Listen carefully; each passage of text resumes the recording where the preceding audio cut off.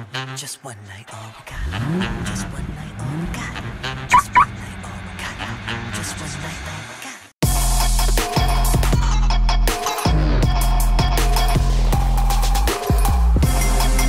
Ассаламу алейкум, қайырлы күн.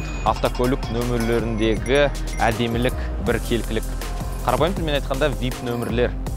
Қазақ халқы байқасаңыз, аңғарсаңыз, мақтанға, өзін көрсетуге жақын келеді. Бұл біздің автокөлік нөмірлерінде де қатысты айтылған сөз.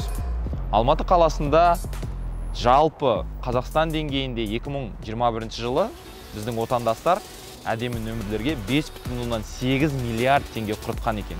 Оның үкіметке түскені бар, үкіметке түспей бұлай сол жақпен өтіп кеткен қаншама қаражат бар, ол бізге беймәлім. Жалпылама үштікті Алматы, Шымкент және Нұр-Сұлтан қалалары бекітіп тұр. Тіпті алматылықтардың өзі 2,2 миллиард теңге қымбат нөмірлерге жұмсаған екен. Осы қымбат нөмірлердің ерекшелігі неде?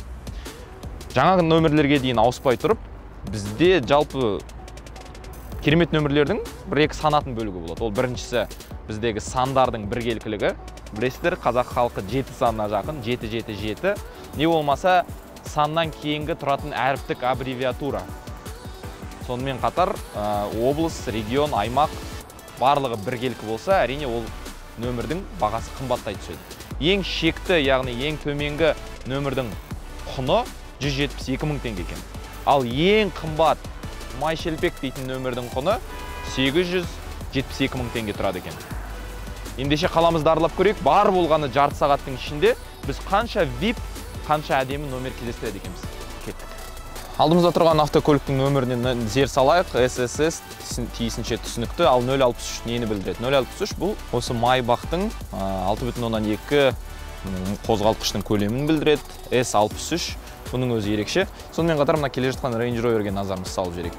888 AAA. Бұл да арнайы ресми тапсырыспен алынған әдемі нөмірлердің бірі.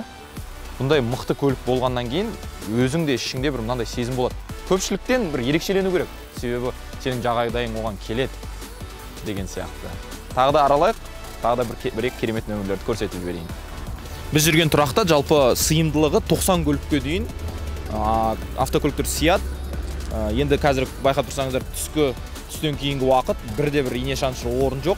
Енді осы жерде қаншалықты сериалы мықты нөмірлер бар, соны аңғарайық, қарап шығайық бірге. Санайық кеттік. Міне біреу толыққанды санынан алған 111.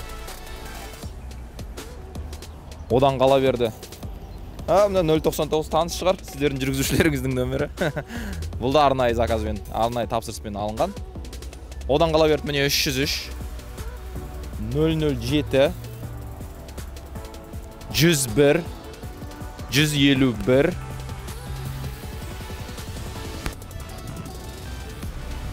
545, 303, міне келе жатқан 262. Ой, бізде жақсы нөмірлердің көбі осы тұрақты екен ғой. Мұна мәселені аңғару керек. Саны бір бөлек құнда, артындағы әріп инициалдары бір бөлек құнда. Яғни екеуіне екі түрлі төлейсіз. Енді өтіп жатқан біздің жүргізушілерден, сонымен қатар қарапайым қала тұрғындарының пікірін сұрайық. Жүріңіздер.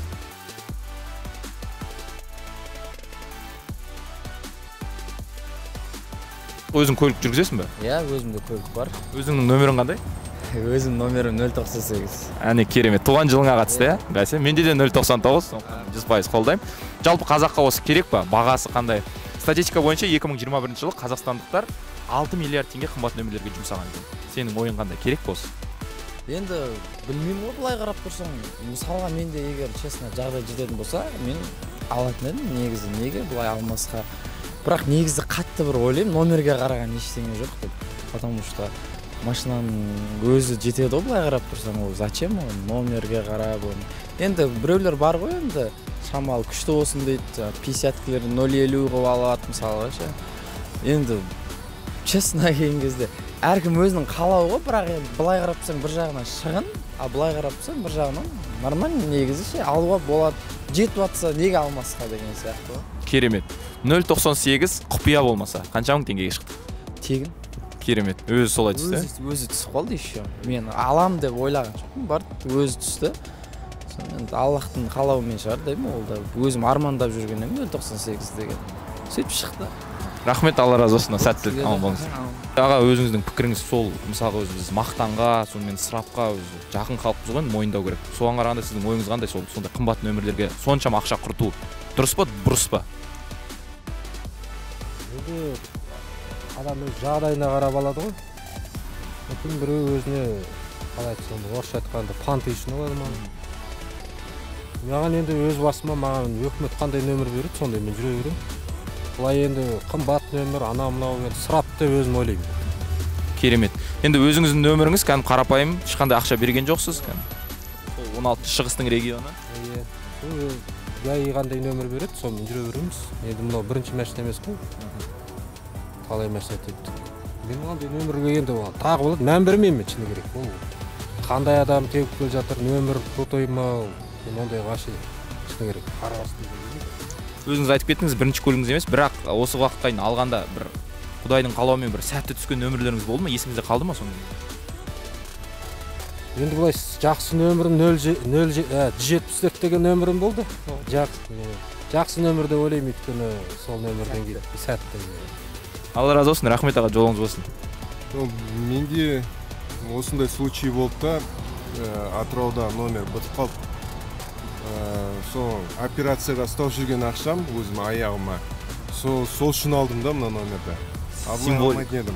Просто кредитке машина алып жатырдық та, и келген машина ол басқа қаланыкі болды.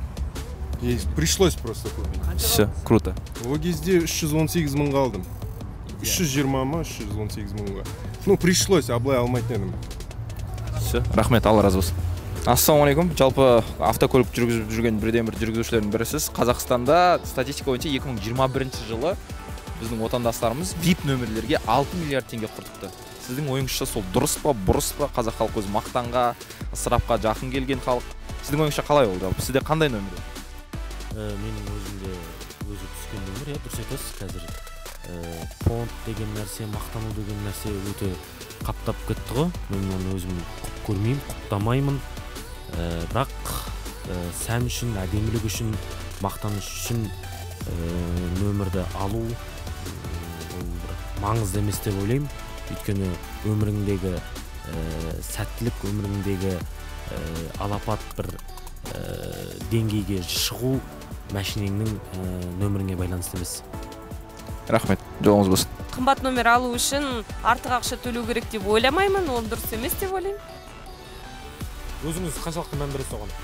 Мен өзім ондайға мән бермеймін, ондай қымбат нөмірлер алғанның орнына, мысалы басқа қалай айтсам болады, жаңағы әлеуметтік жағдайы төмен адамдарға одан да налог жинасын, сондайға ақша жинасын, чем олай номерларды сатқанша. Ол номерларды сатып алған ақша қайда кетіп жатыр? Біз білмейміз оны.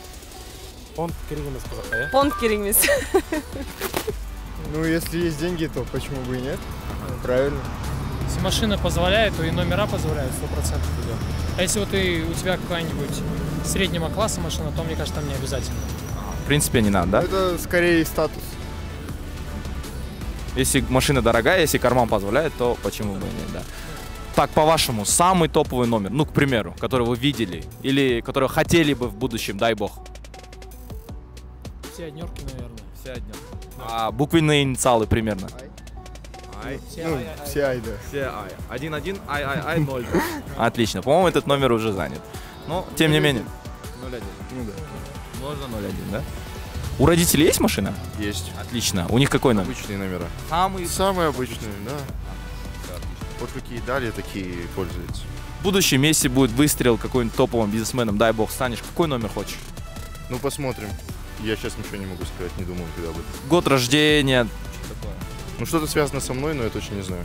Который будет знать только ты, да? Ну, об этом подумать. Ага. Все, отлично, Рахмет. Наши соотечественники потратили 6 миллиардов для того, чтобы был он такой 101, такой зеркальный, чтобы он был 0,70. Вот вы с вашей семьей вы сами водите машину? Я не вожу, а у меня папа и брат водят. У них какой номер? Назвать прям? Да, обычный. Да? Обычный, да. Самый обычный? Обычный. Да? Ага, все, отлично. Вы вообще в городе часто замечаете вот такие вот классные там буквы, чтобы прям совпадало, прям, чтобы все было зеркально? Знаете, это не всегда, но бывает, ты обращаешь внимание. Ну, как сказать. Иногда. Иногда. Да. Вы вообще поддерживаете это движение, или как для вас это обычный понт, или просто трата денег лишних? Ну, знаете, я как бы не совсем поддерживаю, но при этом я и людей можно понять, потому что если им так хочется, они ездят на машинах, если им нравятся красивые номера, как бы почему бы, да, не купить и тем же самым днем рождения. Позволяет статус, позволяет карман, да? Все, отлично. Спасибо. Жалпы өздеріңіз аңғарғандай, GGG, 777, LLL, немесе жаңа III, көбіне сұхбат берушілердің өзінің талғамында аңғарсаңыз, өз көбіне сондай нөмірлер тренд екен. Не болмаса тағы мынандай жағдайды айта кетейін, бүкіл отбасымен бірге бір нөмірді жинайтын отбасылар бар. Яғни қызында да, шешесінде де, әкесінде де, ұлдарында да сол бір нөмір болады, сериялы. Әріптер әртүрлі болуы мүмкін, бірақ сандары біркелкі болуы мүмкін. Ол бір дүние. Екінші дүние, көп жағдайда байқасаңыз ескі нөмірлер бағаланады. Ол автокөлік иесінің бұзақтан бері, сонау жылдан бері бір нөмірде жүргендігі, көлігі, рахмет, көлігі сол күйі сақталған, бірақ нөмірде жүргендігін аңғартады. Ондай нөмірлер шынымен дефицит. Одан бөлек тағы бір мәселе, автокөлігі арзан болуы мүмкін да, бірақ нөмірі қымбат болуы мүмкін да. Ондай кезде ойға бірінші кезекте бұл әзірге уақытша таға тұрған деген ой, деген пікір келеді. Себебі ауыса тұрған, әзірге нөмірді сақтауға өзіне қойған, әзірге сол көлікке тағып қойған. Ол сондай дүние. Кей жағдайда мына регион деп жатырмыз ғой, өңірлік нөмірлерде мықты болады. Мысалы 007, II 07 деген сияқты. Не болмаса 9999, өңірде 09 деген сияқты. Сондай нөмірлер. Дұрыс айтады, біздің кейіп сюжетіміздің жалпы сұхбат берген көп қазақ тұрғындар, Алматы қаласының тұрғындары нөмірге кейбіреулері назар аударады, кейбіреу мүлдем назар аудармайды. Бірақ атап өтетін жайт, ерекше нөмір ол көзге түседі. Ол 100%. Сіздер де, мен де онымен келісем. Қалада аңғарамыз, назарымызды салып жүреміз.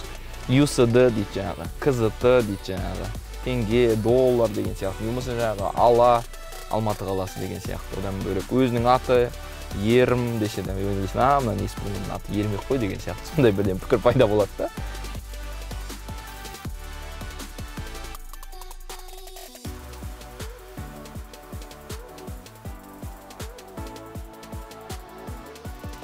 Халықтың пікірін білдік, қала бойынша аралап көрдік. Өздеріңіз байқағандай-ақ бізге бір арнайы материал жасап, не болмаса нөмірі мықты адамдарды шақыру да қажет болмады. Себебі қалада ерекше нөмірлер өте көп. Оны аңғарғымыз келмей, назар салғымыз келмесе де, ол көзге оттай басылып тұрады. Аман болайық, алған жаңа көліктерімізге рандомды түрде тегін мықты нөмірлер бұйырсын. Амандықта жүздескенше Картас арнасына жазылуды ұмытпаңыздар. Just one night, all we got. Just one night.